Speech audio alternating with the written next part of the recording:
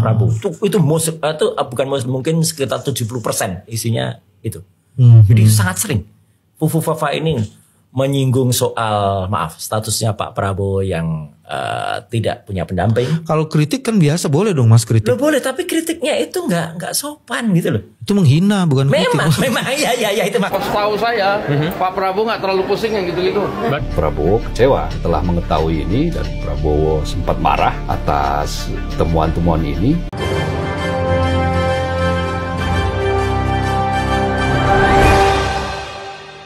Assalamualaikum warahmatullahi wabarakatuh. Kasus Fufu Fafa ini semakin hari semakin banyak menyita perhatian publik ya. Apalagi di sosial media.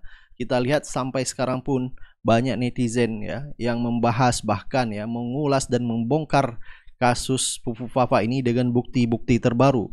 Dan yang terakhir yang lebih parah lagi, dia malah merendahkan Nabi Muhammad SAW.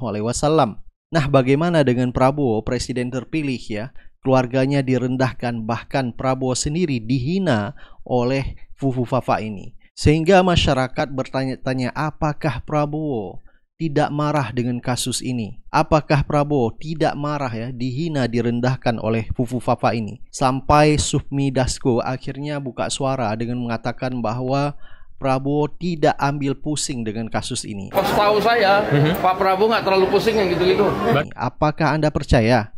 Kalau saya sendiri sih tidak. Karena baru-baru ini ada jurnalis Metro TV ya membocorkan bahwa Prabowo sempat marah mendengar kasus Fufu Fafa ini yang merendahkan dan menghina keluarganya. Walaupun pada akhirnya Prabowo memaafkan. Saya mendengar ada beberapa sumber yang mengatakan bahwa Prabowo kecewa setelah mengetahui ini dan Prabowo sempat marah atas temuan-temuan ini. Tetapi kan kemudian disebut-sebut pula oleh sumber itu bahwa Prabowo diberikan nasihat ini boleh jadi adalah upaya adu domba misalnya. Nah, baru setelah itu ada yang menyebut-nyebut katanya Prabowo berusaha untuk memaafkan.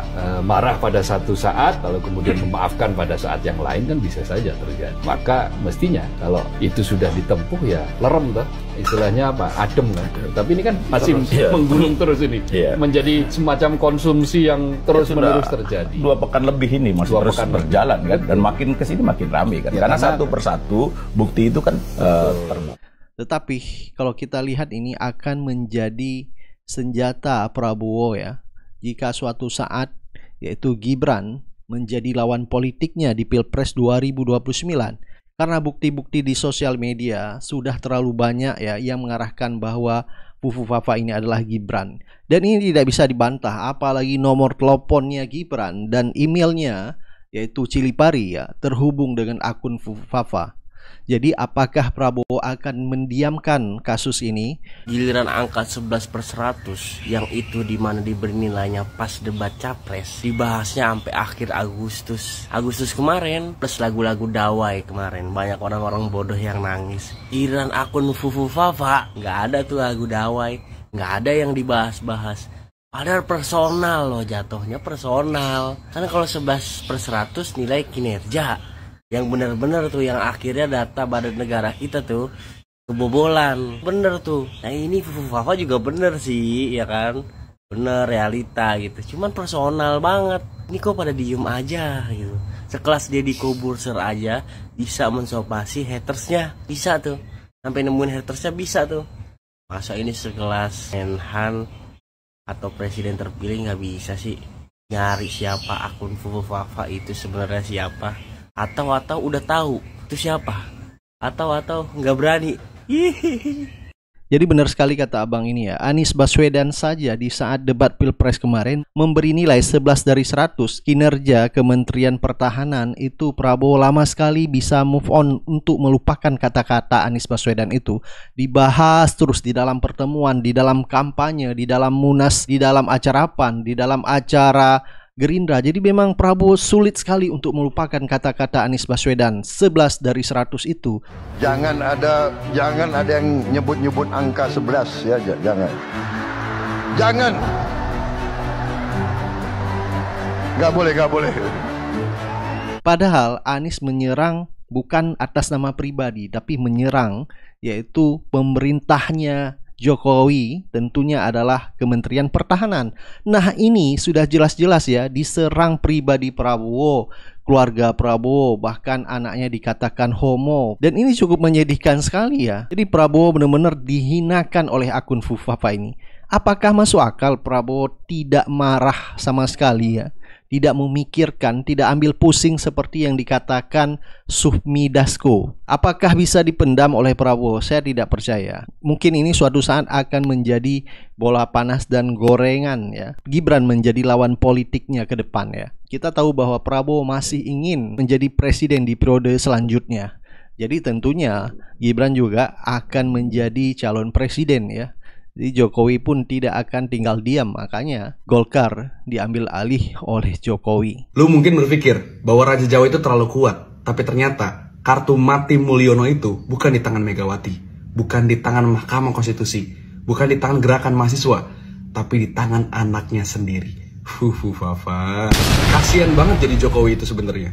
Udah membangun karir politik 20 tahun lebih, selama ini mencitrakan dirinya adalah seorang yang merakyat, seorang yang sederhana, seorang yang wong deso, seorang gak pernah pengen marah, gak pernah pengen berkonflik secara terbuka. Giliran udah mau demisioner, anak-anaknya gak menularkan hal yang sama. Yang pertama Gibran, anak pertamanya, yang sedang menggemparkan republik ini dengan akun Kaskus miliknya yang isinya julid-julid semua. Gue kira gue tuh udah haters Prabowo paling depan. Ngeliat berbagai postingannya Mas Gibran, ampun, saya mengaku saya kalah sama Mas Gibran soal menjuliti Prabowo dan juga kroni-kroni. Ya emang kenapa sih bang kalau julid gitu? Kan kita juga mungkin sebagai Gen Z punya banyak tuh second account atau alter account. Ya iya, kalau rakyat biasa mungkin gak ada masalah. Yang jadi masalah, Gibran ini adalah wapresnya terpilih dari presiden yang dia julitin selama ini, Prabowo Subianto. Dan kita tahu Prabowo ini kan baperan banget. Dibilang 11 dari 100 aja, sampai sekarang masih diungkit-ungkit. Apalagi dia ngelihat berbagai postingannya Gibran yang ngatain penculik lah, yang ngatain anaknya gay lah dan lain sebagainya. Gimana Prabowo gak sakit hati coba? Ayo, kasian kan? Jokowi ini udah capek-capek ngerangkul Prabowo masuk kabinet, dikasih jabatan menteri, diajak makan bakso bareng, bikin kesannya ini ada persatuan nasional. Sama anaknya dirusak, sama anaknya dibikin kesan kalau selama ini cuma palsu. Belum lagi berbagai postingan Kaskusnya Gibran ini isinya seksis, isinya rasis, isinya nggak substansial, nggak penting. Dan ini nunjukin karakter asli daripada wapres terpilih kita. Dan bisa jadi Gibran ini dimakzulkan dengan alasan membuat perbuatan tercela. Bisa jadi loh. Dan ini kartu mati Jokowi. Kartu mati berikutnya adalah di anak bungsunya, Kaisang Pangarep. Malah healing ke Amerika Serikat, pasca nggak bisa maju di Pilgub, pakai pesawat jet pribadi, bareng temennya katanya dan bareng istrinya, sambil makan roti 400.000. Coba, di mana merakyatnya? 1 bulan menuju Jokowi demisioner. Kita akan saksikan, seluruh gimmicknya selama ini akan terbongkar, seluruh kebohongannya akan terbuka, dan seluruh kejahatan demokrasinya akan ketemu dengan karmanya. Kita akan saksikan betapa keluarga Mulyono, dinastinya akan hancur, dan manuver elit juga akan semakin chaos, dan gerakan rakyat juga akan semakin berapi-api. Keluarga Mulyono, itulah kartu mati kalian. Nah, Amin Rais akhirnya juga buka suara dan meminta supaya kasus Fufufafa ini segera diseret ke meja hijau ya. Karena ini sudah banyak bukti-bukti di sosial media yang mengarah bahwa akun tersebut adalah milik Gibran. Jadi Amin Rais pun sangat marah terhadap Fufufafa ini yang telah menghina Prabowo. Nah, setelah seluruh isi percakapan, celotehan, komentar, opini, dan berbagai omongan Gibran, si manusia celaka, dan adiknya Kaisang dalam akun Fufufafa, itu semua dibedah oleh netizen, maka keluarga Mulyono alias Jokowi sudah tidak punya nilai lagi di mata bangsa Indonesia. Terutama di tahun 2014, isinya bukan saja menghina dan menfitnah keluarga Prabowo, tetapi juga omongan yang jorok sejorok-joroknya, mencerminkan betapa anak-anak Mulyono ternyata sampah masyarakat tanpa faedah. Nasi teris paribus, other things being equal, kalau tidak ada gempa politik susulan, setelah gempa dahsyat akun Fufufafa itu, setelah terbukti keluarga Mulyono memang benar-benar a hopeless family, Gibran bin Mulyono tidak bisa tidak, kondisio sine qua non, ya, harus diseret ke meja hijau. Ya. Apalagi saya marah sekali ya kalau ternyata betul ya dia berani menghina Nabi kita, Nabi Muhammad SAW, khairul anam, ya, sebaik-baik manusia itu adalah Nabi kita. Ya. Itu oleh Cucungok Gibran Raka Buming itu siapa namanya itu ya, dan adiknya itu saya kira harus kita ambil tindakan. Ya. Nah, saudaraku, Prabowo Gibran memang harus dilantik per 20 Oktober nanti, tetapi Gibran dan Kaisang harus segera diseret ke pengadilan dan jangan biarkan kasus serem mereka itu menguap dan pelan-pelan lenyap. Tetap dilantik ya, Pak Prabowo dan Gibran, ya, tapi setelah itu beberapa hari kemudian harus segera kita angkat ya, kemana dia menista bukan hanya keluarga Pak Prabowo, tapi juga banyak keluarga yang lain. Kemudian sangat jorok ya menilai saya tidak tega mengatakan ya. Tapi kemudian yang gawat keliwat-liwat adalah dia berani menghina Nabi kita, Nabi Muhammad SAW. Ya. Nah, jadi saudaraku, sekarang kepolisian dan para penegak hukum lainnya tidak boleh lagi masih takut pada Mulyono, pada Jokowi. Ya. Karena dia sudah selesai dan sudah menjadi perusak kehidupan nasional dan tidak mungkin bisa diampuni. Jadi saudaraku, Mulyono alias Jokowi adalah manusia toksik, manusia beracun yang bisanya atau racunnya telah meracuni sebagian anak bangsa lewat sandiwara politiknya yang penuh dengan kebohongan, keculasan, tipu-tipu tanpa henti. Jadi Mulyono harus digiring ke penjara lewat pengadilan yang jujur, transparan, dan digelar secara terbuka dan segera dicekal. Mengapa? Kita khawatir dia akan lari ke daratan Tiongkok mencari perlindungan ke paman asuhnya di Tiongkok daratan.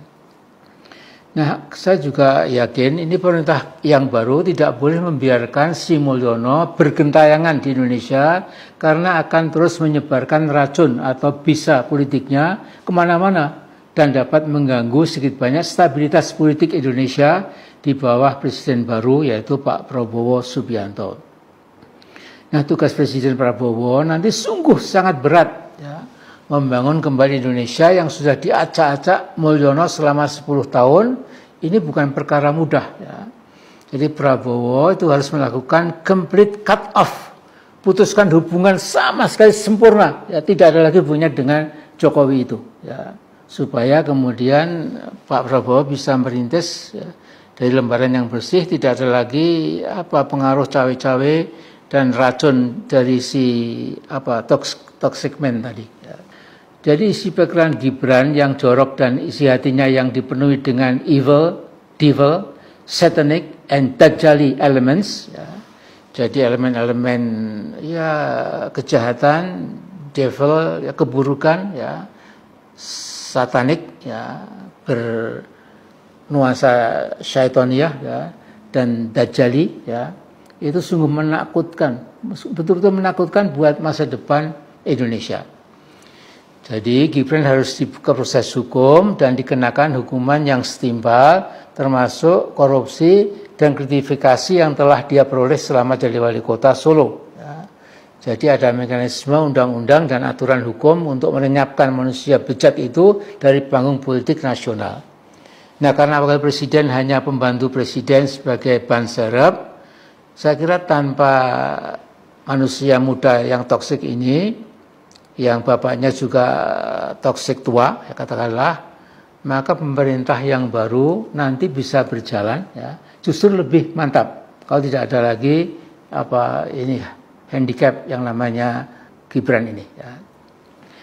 Nah, jika harus ada wakil presiden yang baru, MPR RI sudah tahu bagaimana caranya. Tinggal lihat Undang-Undang Dasar dan aturan main yang cukup jelas untuk melengsarkan si tengil Gibran bin Mulyono itu. Dan ini very easy job, ya, sangat mudah, tidak sulit sama sekali. Ya.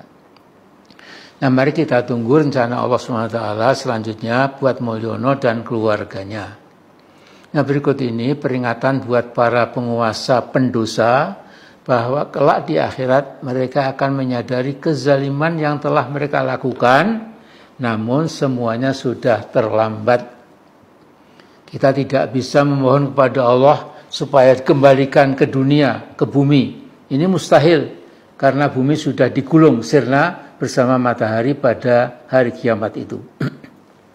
Baiklah, saya bacakan surah Al-Haqqah ayat 25-33 ya.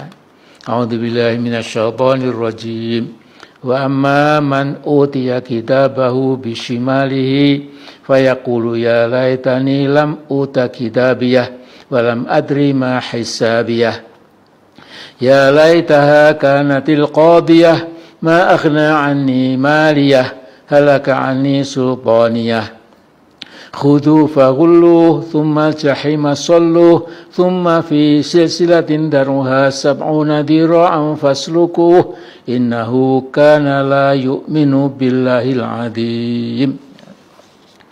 Jadi artinya kira-kira ya, adapun orang yang diberikan kitabnya dari sisi kirinya, maka dia berkata, yaitu pejabat pendosa tadi, wahai alangkah baiknya kiranya bila kitab catatan amalku tidak diberikan padaku pada hari ini.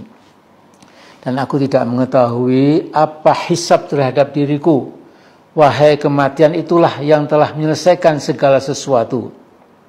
Hartaku sama sekali tidak memberi manfaat pada diriku. Ini telah hilang kekuasaan dariku. Lantas Allah berfirman, tangkaplah dia dan belenggu dia sampai ke lehernya.